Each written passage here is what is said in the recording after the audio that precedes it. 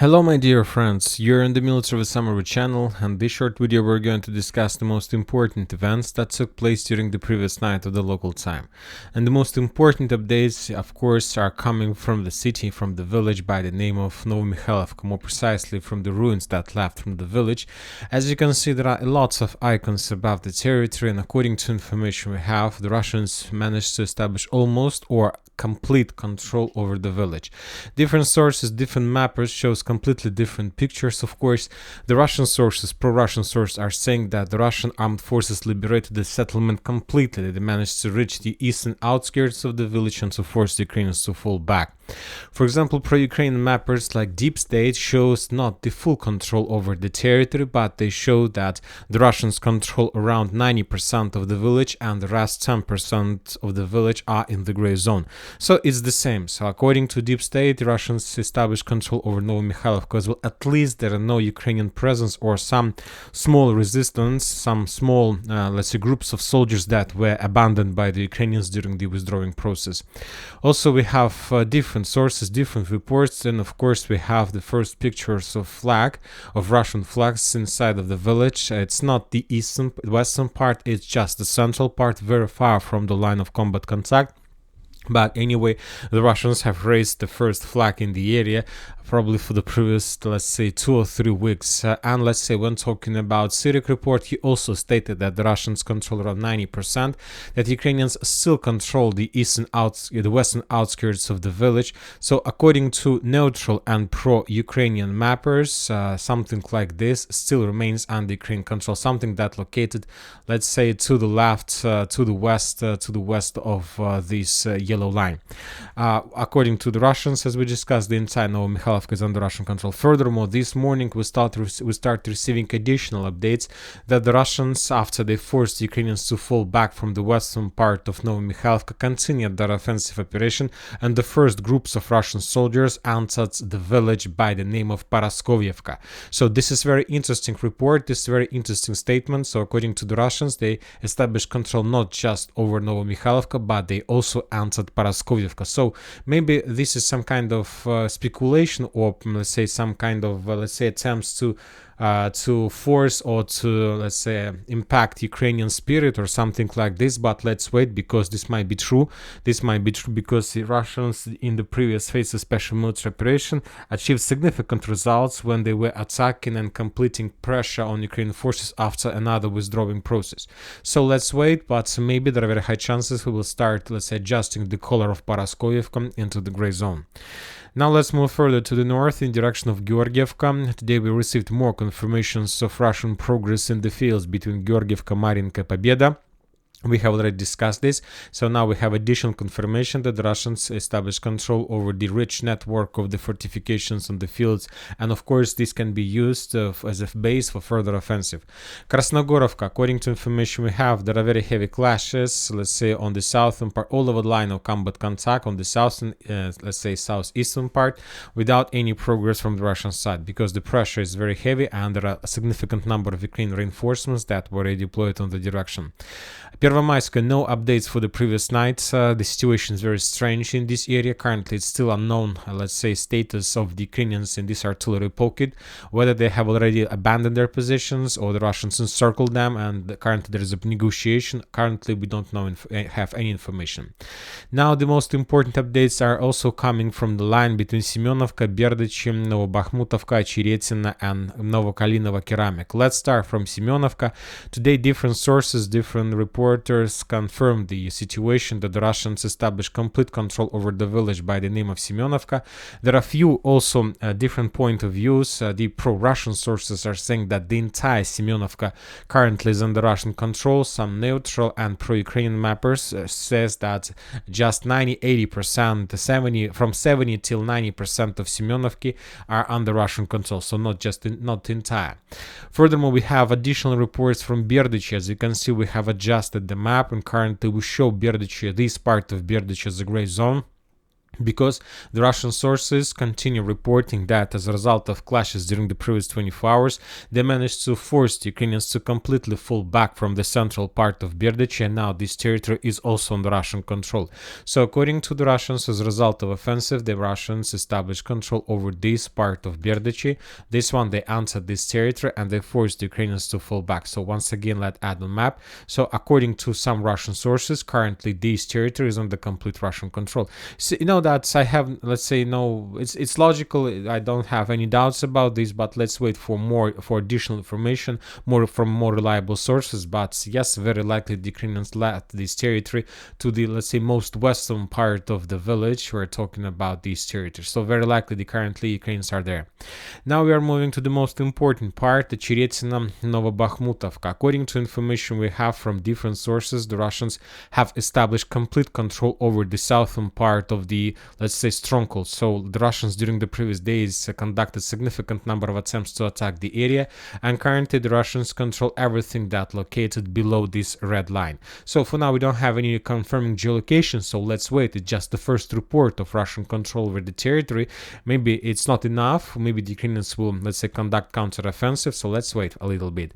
Furthermore, we have the same information from Novobakhmutovka. The sources reported that the Russians break through the Ukrainian defense belt and have almost reached the central part of the village. So approximately this is the current control of the armed forces of Russian Federation side of this village as well. Furthermore, the Russians continue offensive along the tree lines in direction of Solovyova, and we have this, let's say, information confirmed by Syriac map. So as we can see, the situation is getting worse and worse for the Ukrainians, and of course, this is exactly why I'm telling you that, why I told you that I have no doubts that Berdychi fell, because we see significant progress of the Russians on the southern part of Cheretsina, in the central part of Berdychi, along the tree lines in direction of Solovyova. So from this configuration of the front line, very unlikely the Ukrainians are able to control this part of Berdychi due to the risk of being encircled by the Russians. So the next 24-48 hours is going to be decisive for Ukraine and Russia, which will determine the situation for the next months of clashes. Cheretsina is about to fall, Novobakhmutovka is about to fall, Berdychi, Semenivka probably have already fallen, and the clashes for Novoprakhovska and Novosilovka Persha are about to start.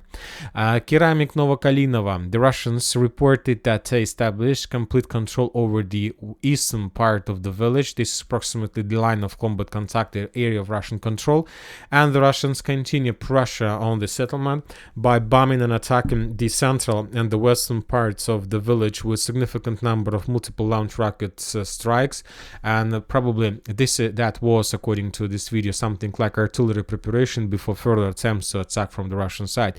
And Novokhailivka is under very heavy pressure, not just the first day.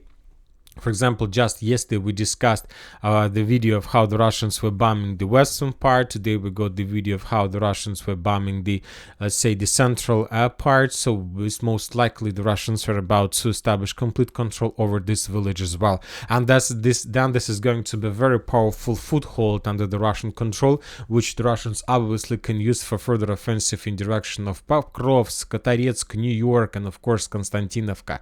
So it was a very difficult day for the Ukrainians, and most likely the situation on the front line was and is the main reason why the United States of America start urgent discussion of additional military aid to Ukraine, because they see that Ukraine is collapsing, and very unlikely the Ukrainians with this configuration is able to survive until the end of the president elections. So that's why they decided to start helping them.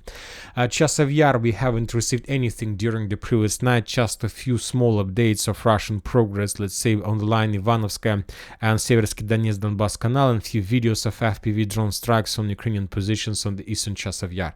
So nothing special. The clashes, for some reason, the Russians stop offensive operation for some reason. Maybe they continue concentration of forces before further and final push in the west, northern and the southern flanks of the stronghold. The Russians continue bombing and attacking the Ukrainian positions in Siversk direction, destroying the Ukrainian supply support roads, ammo depots, and so on, with the purpose to start offensive as soon as possible and when it possible.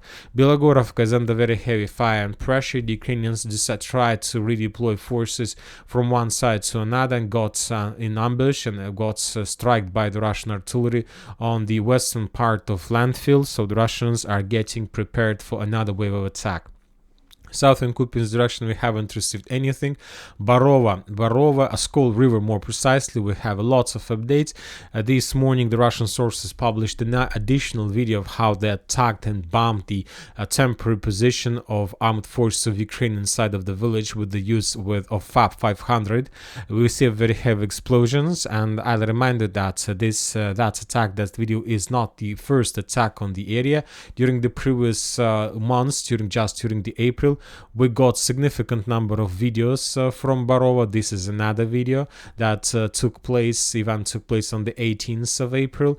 As a result of strike, we see very heavy explosion. We see that another building was damaged as a result of Iskander strike or something like this.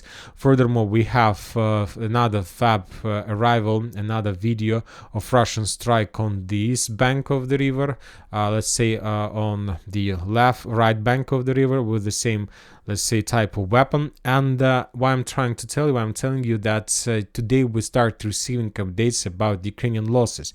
And according to information we have in the village Barov on the 12th, 16th and 18th of April, there were effective, let's say, attacks of FABs to locations of the 3rd Azov Brigade. And as a result of those strikes, significant number of Ukrainian soldiers were buried under the ruins of those buildings. And now the Ukrainians were forced to mobilize additional 100 soldiers from the training centers who haven't passed the courses and schools of, let's say, ground operations and using the weapon and some basic skill, haven't received the basic skills, and they were sent to reinforce the positions and forces of 3rd Azov Brigade.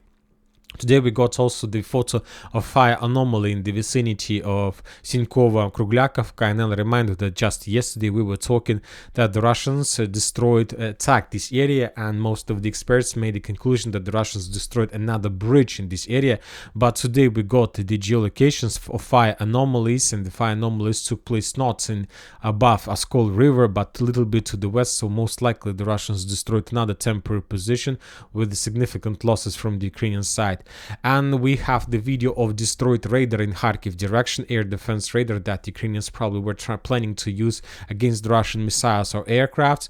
Now we are moving back to Dnipro River.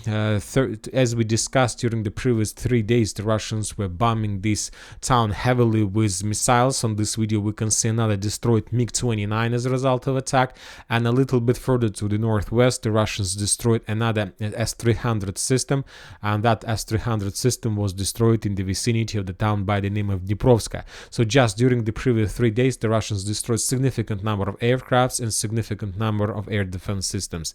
And very interesting updates are coming from Rozhaina. After a short operational pause, the Russians renewed their offensive to the central part, and today they, let's say, made complete the rotation, brought additional forces to the line of combat contact. So very likely the Russians finished the concentration of critical mass on the southern part, so we can expect during the next few days few more attempts from the Russian side to move further to the north in direction of the central Rozhaina.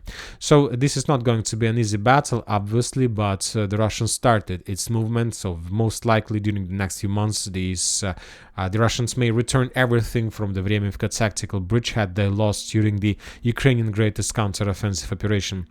And once again, the United States of America, the Congress of the United States of America has adopted the military aid to Ukraine. The final votings will take place on the Tuesday in Senate, and if Senate signs, and we believe that Senate will sign this, let's say, military package law, Biden will sign this package as law, and probably as well, and probably during the next 10-20 days, the Ukrainians will start receiving the first, let's say, huge, big military aid package from the United States of America. So the war will be prolonged for another year, obviously, and this is going to be another terrible and horrible year for just regular Ukrainians. And that's it for today. For this short video, Military Summary channel reminds that we condemn any violence in the world. Thank you for watching, subscribe to my channel, put your likes, join my Patreon, and have a good day. Bye bye.